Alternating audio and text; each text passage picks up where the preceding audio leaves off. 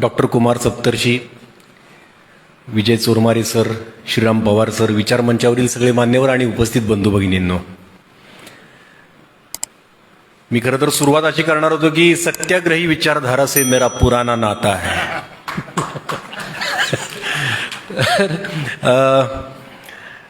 मला ज्यावेळी आता सरांनी सगळा वर्तमानाचा आढावा घेतलाय, काय चाललंय, आणि मला सुद्धा थोडं भूतकाळ, वर्तमान काळ आणि भविष्यकाळ असा समग्र आढावा घ्यावा असं वाटतोय की विषय जो आहे, मला पहिल्यांदा सचिनचा फोन आला. कधी 1 महिन्यापूर्वी मला सचिन म्हणाला की तुम्ही बोलायला याल का. साधारणपणे विषय असेल की लोकशाही समोरील आव्हान आणि पर्याय. तर मला जरा दिलासा मिळाला. म्हटलं की चला आपण हे तरी मनाशी पक्क केलं की लोकशाही आहे आपल्याकडे. म्हटलं ठीक आहे बोलूया आपण. पण काही दिवसांनी मला कळलं की लोकसभा निवडणुका आणि आव्हानं आणि पर्याय. पण हे म्हटलं हे आपण आता खरं वास्तवात आलो. म्हणजे गांधी जयंती दिवशी आपण बापूजींना विनम्रता म्हणून सप्ताह साजरा करतोय आणि त्यांच्याविषयी कृतज्ञता व्यक्त करतोय. तर थोडा सत्याच्या जवळ जाणारा विषय आहे की आता लोकशाही जर उरली असेल तर फक्त निवडणुकांपुरती उरली असं माझं मत आहे. आणि यावेळी बोलताना मला पहिल्यांदा आपला कवी इक्बालांचा शेर आठवला मागाशी तुम्ही बोलत असताना की जमहुरियत एक तर्ज हुकूमत है कि जिसमें, जमहुरियत म्हणजे लोकशाही, तर्ज हुकूमत म्हणजे शासन व्यवस्था. जमहुरियत एक तर्ज हुकूमत है कि जिसमें बंदों को गिना जाता है, तोला नहीं जाता. आपल्याकडे निवडणुकांमध्ये फक्त माणसं मोजली जातात मतांसाठी, टाळकी मोजली जातात. माणसांना सामाजिक आर्थिक स्थितीच्या तराजूत किंवा त्यांची क्षमता, त्यांची कौशल्य, त्यांचं एकंदरीत संचित याच्या बळावर तोललं जात नाही, जोखलं जात नाही. आणि आपणही निवडणुकांच्या वेळी उमेदवार निवडताना त्याची बुद्धिमत्ता तपासत नाही, त्याची बौद्धिक पातळी तपासत नाही, त्याचं शिक्षण, त्याची एकंदरीत विचारधारा काही नाही. आपण फक्त त्याचा पक्ष, गट किंवा वैयक्तिक हितसंबंध बघून आपण मतदान करतो. त्यामुळे झालं असं की या निवडणुकांच्या वेळी मला असं वाटतं की असा विचार करून चालेल का आपल्याला की माझे वैयक्तिक हितसंबंध कुठले, माझा गट कुठला. हा विचार करताना मला एक जाणवलं की तुकाराम महाराजांनी एक अभंग लिहिलाय. त्यातलं एक वचन आहे की जे शिवाजी महाराजांनी आयुष्यभर पाळलं, आर्तभूतांप्रती उत्तम योजाव्या त्या शक्ती. आर्तभूत जे आहेत, गरजवंत आहेत, दीनदुबळे आहेत, शोषित पीडित आहेत, त्यांच्यासाठी राज्यकर्त्यांनी त्यांना न्याय मिळवून देण्यासाठी उत्तमातल्या उत्तम शक्ती योजाव्यात, जे छत्रपती शिवाजी महाराजांनी आयुष्यभर पाळलं.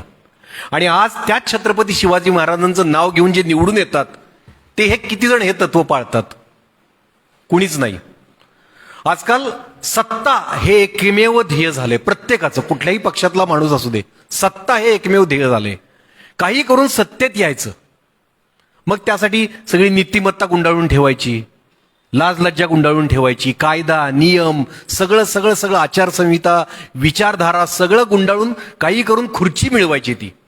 आणि एकदा का त्या खुर्चीत बसलं की मग आपण जी लफडी कोलंगडी केली बाहेर, ते ओक्केमध्ये सगळं निपटून टाकायचं, काही झोलझाल करून सत्तेत बसायचं आणि सगळं निपटायचं, एवढंच राहिलंय. महात्मा गांधींचं एक विधान आहे की हुकुमशाहीत दमनाची भीती असते आणि लोकशाहीत प्रलोभनाची भीती असते. पण आजच्या घडीला 2023 साली आपल्या लोकशाहीला दमन आणि प्रलोभन दोन्हीचीही भीती आहे, दोन्हीचाही धोका आहे.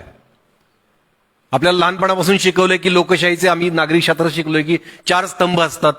न्यायपालिका, मगाशी सर आता म्हणाले, न्यायपालिका, प्रशासन असतं, संसद किंवा विधिमंडळ, आणि अरे वा, मीडिया आहे 4था स्तंभ. हा मीडिया, मी विसरलो होतो. तर मीडिया हा 4था स्तंभ आहे. तरी 4ही स्तंभ एका व्यक्ती समूहाच्या किंवा एका झुंडीच्या ताब्यात गेलेले आहेत. आज त्यात 5वा एक स्तंभ आलाय, सोशल मीडिया. तिथेही तीच अवस्था आहे, सगळीकडे तीच अवस्था आहे. लोकशाहीचा फायदा झाला असेल तर आज हा झालाय की लोकशाहीचे स्तंभ आहेत, त्यातला जसं सर म्हणाले तसे न्यायपालिका आणि प्रशासन हे आपल्या विरोधकांच्या विरोधात कपटानं वापरायला सुरुवात झालेली आहे. लोकशाहीचा फायदा हा झाला असेल की भ्रष्ट आणि गुंड लोक राजकारणात महत्वाच्या पदावर जाऊन बसलेत, तडीपार लोक अति महत्वाच्या पदांवर जाऊन बसलेत. आज कुठलाही लोकप्रतिनिधी आहे, 90% पेक्षा मला वाटतं जास्त लोकप्रतिनिधी असे आहेत की ज्यांच्यावर भ्रष्टाचाराचे आरोप आहेत किंवा कुठल्या तरी गुन्ह्यात अडकलेले आहेत.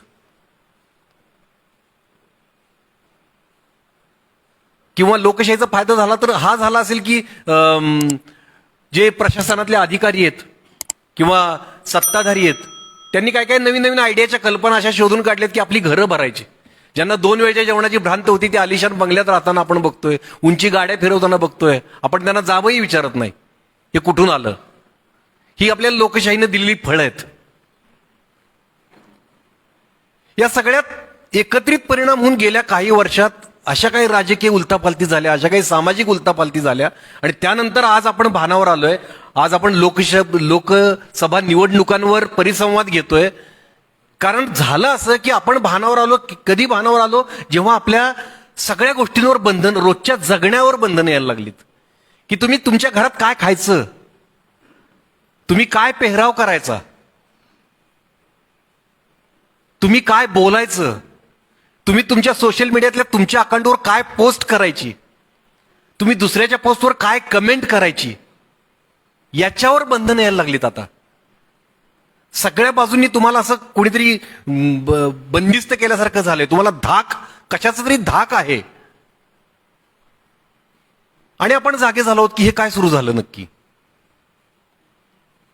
की आजकाल आमच्या क्षेत्रातलं तुम्हाला सांगतो उदाहरण काय झालंय ते. आता बाकीच्या गोष्टींवर श्रीराम पवारांसारखे दिग्गज आहेत किंवा चोरमार यांनी खूप छान आत्ताची वस्तुस्थिती सांगितली.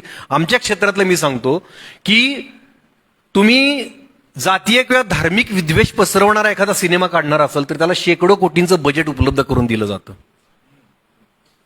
फुकट तिकीट वाटून ते सिनेमे चालवले जातात, त्याचा प्रोपगंडा केला जातो. कारण आपण सगळे मिळून हे विसरतोय की सांस्कृतिक क्षेत्र हे असं क्षेत्र आहे की ज्याच्यातून तुमच्या राजकीय गोष्टींना सत्तेला फायदा होईल अशा जाणीवा अलगदपणे लोकांमध्ये तुम्हाला पेरता येतात. ज्याचा वापर आज सांस्कृतिक क्षेत्राचा वापर करून होतोय, नाटकांचा वापर आज कितीतरी नवीन नाटकं येत आहेत नथुराम गोडसेंच्यावर. सिनेमे ज्यांना फंडिंग उपलब्ध, अत्यंत सुमार दर्जाचे दिग्दर्शक हाईप करून त्यांचं नाव केलं जातंय, त्यांना मोठं केलं जातंय. छत्रपती शिवाजी महाराजांच्यावर इतके मराठी सिनेमे येतात. काय येत आहेत तुम्हाला कळतंय का? हे खूप हुशारीनं घडवलं जातंय. आपणही जय जयकार करत ते सिनेमे बघतोय, आपले लोक बघतायत. त्यांना कळत नाहीये की शिवाजी महाराजांना फक्त अस्मितेच्या अंगानं दाखवलं जातंय. धर्म किंवा संस्कृती याच्या अंगानं सत्ताधाऱ्यांना हवा असणारा आशय अलगदपणे नकळतपणे प्रेक्षकांच्या मनावर बिंबवला जातोय. मुस्लिम द्वेष पसरवला जातोय. मुघलांविरोधाच्या त्यांनी ज्या लढाया केल्या त्या सुरस कथा तुम्हाला अशा पद्धतीने रंजक करून दाखवतात की नकळत तुम्ही मुस्लिमांचा द्वेष करायला लागताय. सर्व धर्म समभाव मानणारे राजे कुठल्या सिनेमात आहेत? शेतकऱ्यांना न्याय मिळावा म्हणून झगडणारे राजे कुठल्या सिनेमात आहेत? माझा राजा असा नव्हता, माझा राजा याच्या पलीकडे, या लढायांच्या पलीकडे खूप काही होता. तो कुठल्या सिनेमात दाखवला जातोय? नाही.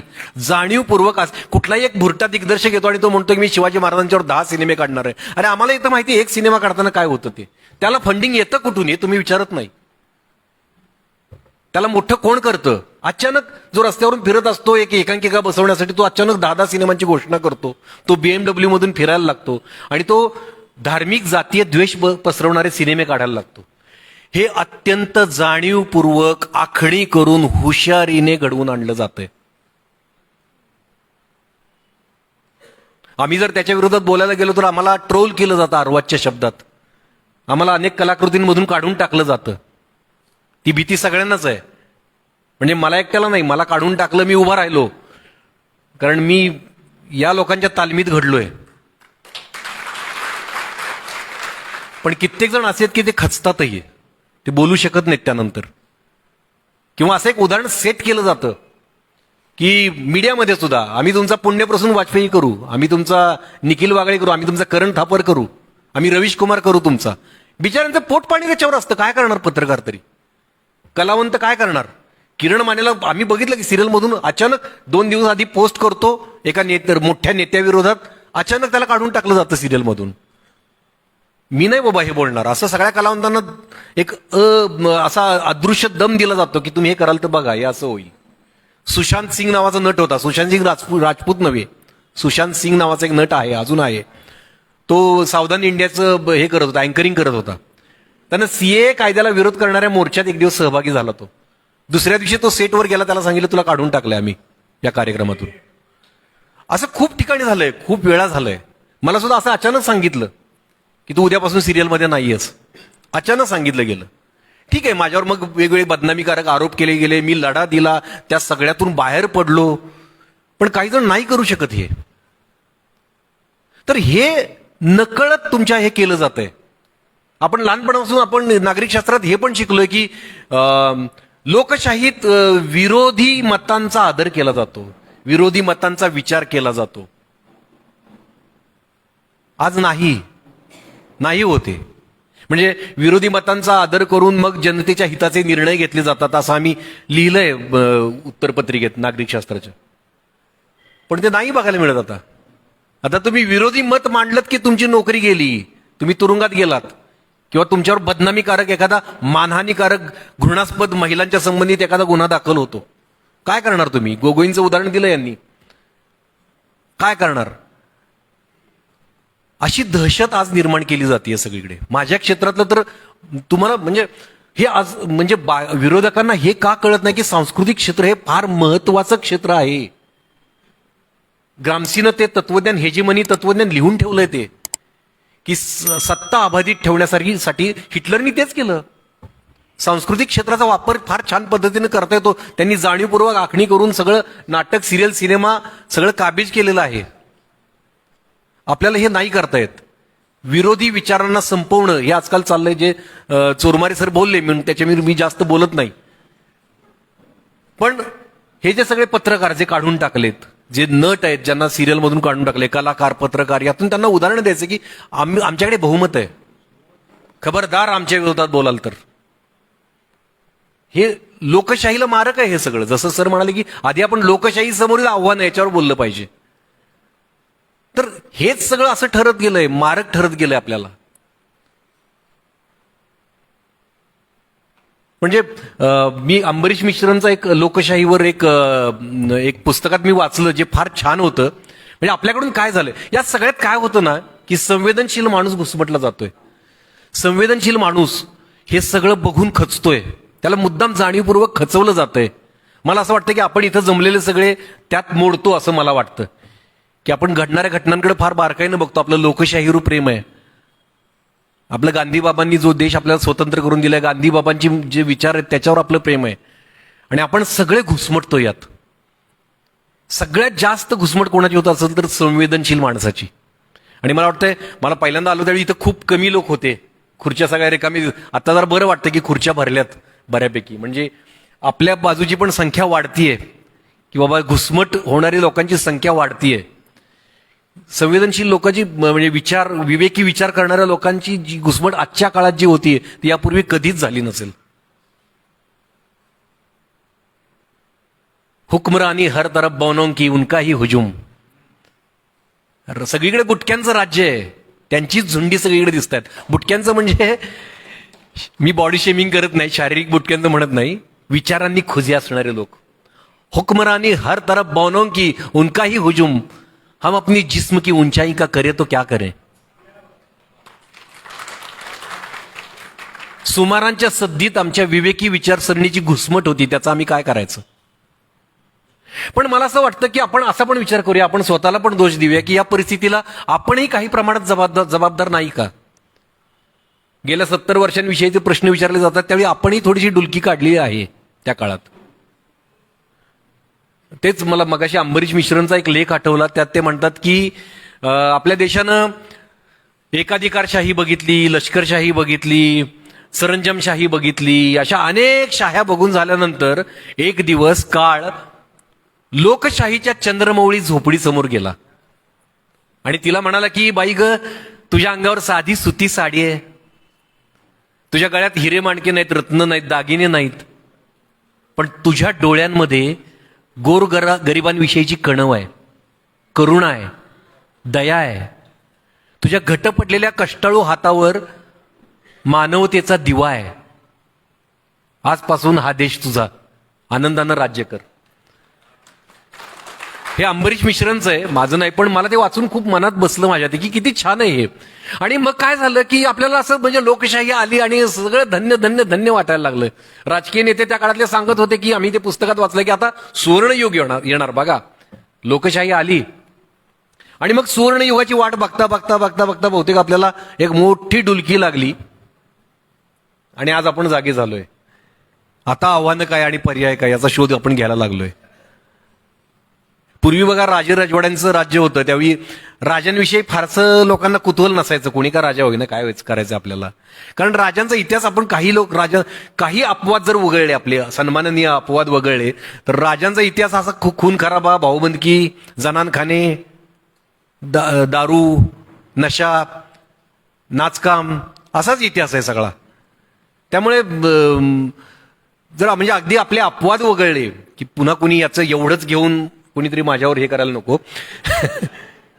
छत्रपती शिवाजी महाराज यांच्यासारखा सन्माननीय अपवाद वगळला, किंवा देवगिरीचा राजा कृष्णदेवराय, सम्राट अशोक, अकबर, टिपू सुलतान, झाशीची राणी लक्ष्मीबाई, अहिल्याबाई होळकर, अशा राजांवर लोकांनी जीवापाड प्रेम केलं. कारण ते रयतेचा विचार करणारे राजे होते, सर्वसामान्यांचा विचार करणारे राजे होते, लोकशाहीचा आदर करणारे राजे होते. पण एरवी बहुतांश वेळा आपली जनता राजांपासून आपली लांबच राहिली. राजा राजवाडा तिकडेच राहू द्यात, ते आपण बघूही शकत नाही किंवा आपण वाचूही शकत नाही, असे ते प्रकार आहेत सगळे. तर एरवी म्हणजे तुलसी रामायणात मंथरेच्या तोंडी एक वाक्य आहे की कौन नृप होऊ हमे क्या हानी, कुणीही राजा होऊ देत, आपल्याला काय आहे. पण काय झालं की ही जी अनास्था होती त्या काळातली, ती अनास्था आपण आज होणाऱ्या निवडणुकांमध्येही तीच अनास्था आपल्यात आली, तोच इग्नोरन्स आलाय. निदा फाजलीचा एक शेर आहे, मैं था अपने खेत में तुझको भी था काम, मैं था अपने खेत में तुझको भी था काम, तेरी मेरी भूल को राजा पड़ गया नाम. हे जे आपण अनास्था दाखवली, जो इग्नोरन्स दाखवलाय, त्यामुळे आत्ताच्या निवडणुकीत हा इग्नोरन्स दाखवून आपल्याला चालेल का, सगळे धास्तावलेत. म्हणून आज आपण हा परिसंवाद घेतोय की नाही चालणार. आता आपल्याला अशी हेळसांड करून चालणार नाही, कारण राजकारण हे आपल्या घरात आलंय, आपल्या नात्यात आलंय, आपल्या जेवत्या ताटात आलंय. तुम्ही काय खायचं हे ते ठरवायला लागलेत. आता नाही, आपले व्हॉट्सअप ग्रुप बघा, मला वाटतं बऱ्याच जणांचे व्हॉट्सअप ग्रुप असतील, ग्रुपवर आपल्या जुन्या मित्रांसोबत भांडणं व्हायला लागलीत. आपले बालमित्र शाळा सोबती जातीय धार्मिक विखार पसरवणाऱ्या पोस्ट करतात, त्यावेळी वेदना होतात आपल्याला की हाच माझा मित्र का तो लहानपणीचा, जो आज असं बोलतोय. आपली नाती बिघडायला लागलीत, आपल्या मैत्रींमध्ये दरार यायला लागली, माणसामध्ये फूट पडायला लागली. जाणीवपूर्वक ही फूट पाडली जाते, जाणीवपूर्वक हे विष पसरवलं जातंय. आता आपल्याला हेळसांड करून चालणार नाही, कारण आपल्या रोजच्या जगण्यात विष कालवायला लागलेत, रोजच्या जगण्यात हे आलंय. त्यामुळे आता आपण जागे झालोय की नाही, आता आपण काहीतरी केलं पाहिजे. आता आपण, कारण काय झालं की गाव खेड्यातली मुलं, डॉक्टर साहेब माझ्या गावाजवळ झालंय, परवाची घटना घडली ती, माझा विश्वास बसत नव्हता. पुसे सावळीत जे झालं, कारण माझा विश्वास, माझ्या गावात असं होऊच शकत नाही. मला 10वी पर्यंत हिंदू मुस्लिम असा भेद माहीतच नव्हता, मला खरोखर माहीत नव्हता. म्हणजे मी कुठलीही थाप मारत नाही. मला ज्यावेळी मी शहरात आलो त्यावेळी मला हे फरक कळायला लागले. ज्यावेळी गर्वसे कोवा मी हिंदू आहे अशा पाट्या दिसायला लागल्या, तेव्हा मला कळलं असं असतं काय, मला हे माहीत नव्हतं. त्या गावात, माझ्या पुसेसावळी म्हणजे माझ्या गावाच्या शेजारचं गाव खेड्यातल्या तरुण पोरांना खोटा इतिहास सांगून भडकवलं जातंय. आणि त्या भडकलेल्या मुलांमध्ये काही भाडोत्री गुंड मिक्स करायचे आणि दंगल घडवून आणायचे, असे प्रकार घडायला लागलेत. ती पोरं आता अडकलीत, त्यांच्यावर केसेस झाल्यात. शिकलेली पोरं आहेत, ग्रॅज्युएट पोरं आहेत, काही इंजिनियर आहेत त्यात. त्यांना अडकवण्याचं काम जाणीवपूर्वक ठरवून केलं जातंय. एक माणूस गावागावात फिरतोय, तो महात्मा गांधींविषयीची बदनामी पसरवतोय, महात्मा फुलेंविषयी बोलतोय, महात्मा गांधींच्या मातेविषयी गरळ ओकलेलं आपण ऐकलंय, महात्मा फुलेंविषयी बोललेलं आपण ऐकलंय. हे जाणीवपूर्वक केलं जातंय. आता आपल्याला गप्प बसून चालणार नाही, कारण हा खोटा इतिहास पसरवून बुद्धिभेद करायचा हे त्यांचं पूर्वीपासून आहे, आपल्याला माहित होतं. पण आता इथपर्यंत पोहोचेल आपल्याला माहित नव्हतं की माझ्या गावात, माझ्या घराशेजारी हे होईल, हे आपल्याला माहित नव्हतं. 2014 पूर्वी आंदोलन झाली तर आपली, मला आठवतं की आंदोलनं झाली तर कशावर व्हायची? भ्रष्टाचार विरोधी आंदोलन व्हायचं, महागाई विरोधात आंदोलन व्हायचं, शेतकऱ्यांची आंदोलनं व्हायची, महिला सुरक्षेविषयी आंदोलनं व्हायची. आज ह्या सगळ्या प्रश्नांनी गंभीर स्वरूप धारण केलं असताना कोट्यावधी रुपये खर्च करून फक्त विकासाच्या जाहिराती केल्या जात आहेत, खोट्या जाहिराती. याच्याकडे आपण सजगतेनं बघितलं पाहिजे, हे काय चाललंय. माझ्या मूळ प्रश्नांवर का कोण बोलत नाही? घटनात्मक जेवढ्या संस्था आहेत त्या सगळ्या संस्थांवर एका संघटनेनं कब्जा मिळवलाय. आता आपल्या देशात कुठलीही संस्था, घटनात्मक संस्था जी आहे ती स्वायत्त, स्वतंत्र, निष्पक्ष अशी राहिलेली नाही.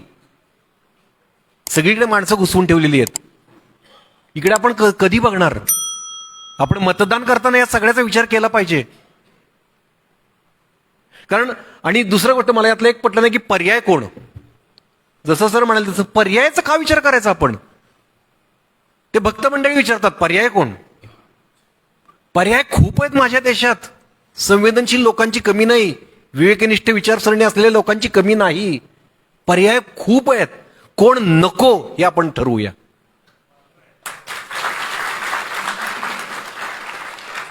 आपल्याला या देशात जातीय धार्मिक विखार पसरवणारी माणसं नकोत. जर इलेक्शन झाली तर, आय रिपीट, जर निवडणुका झाल्या तर आपल्याला धार्मिक जातीय विद्वेष पसरवणारी माणसं नको आहेत. आपण ज्यांना जाब विचारू शकू आपल्या प्रश्नांवर, आपल्या समस्यांविषयी उघडपणे जाब विचारू शकू, आपल्याला कोण ट्रोल करणार नाही अर्वाच्या शब्दात, अशी माणसं पाहिजेत आपल्याला. आपण आता जर सत्ताधारी आपल्या दारात आले तर त्यांना विचारायचं, बाबा तुम्ही हे का केलं? तुम्ही आम्हाला निवडणुकांचे वेगवेगळे शब्द दिले होते आणि नंतर तुम्ही जातीय धार्मिक विकाराशिवाय दुसरं काही केलंच नाही. हे का? महागाईचं काय? भ्रष्टाचारांचं काय? तुम्ही तर भ्रष्ट लोक तुमच्यात सामावून घेतलेत. किती जणांना शिक्षा झाली? राजकारणी नेत्यांना किती? 2, लालू प्रसाद यादव आणि मला वाटतं चौथाला ओमप्रकाश.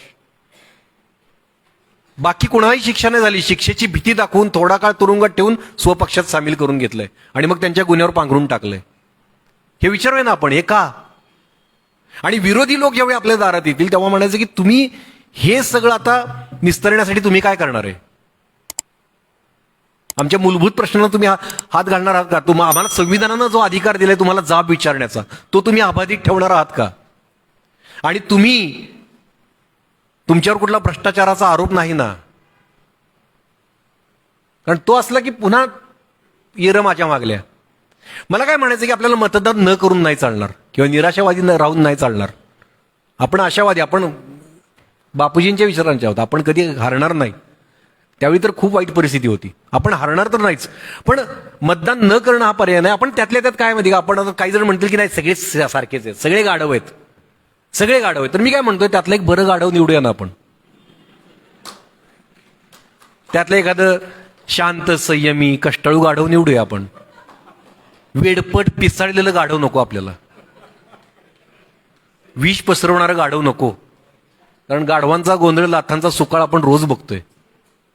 तर निवडायचंच तर आपण जरा बरं गाढव निवडूया, पण निवडूया. कारण लोकशाही मार्गाने जर निवडणुका झाल्या तर हे आपलं कर्तव्य आहे.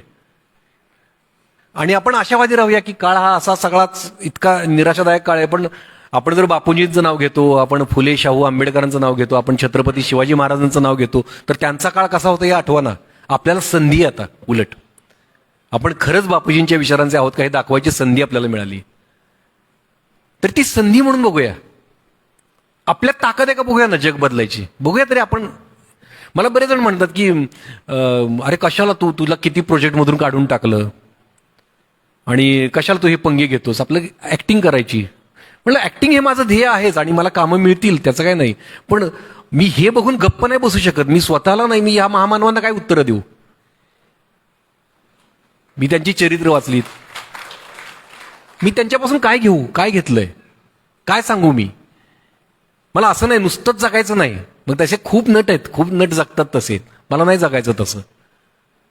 आणि मग एखादा शाहरुख खान सारखा माणूस मला प्रेरणाही देऊन जातो माझ्याच क्षेत्रातला, जो या सगळ्या गोष्टींवर जाब विचारतो मनोरंजनाच्या माध्यमातून त्याच्या सिनेमातनं, आणि सॉलिड जाब विचारतो.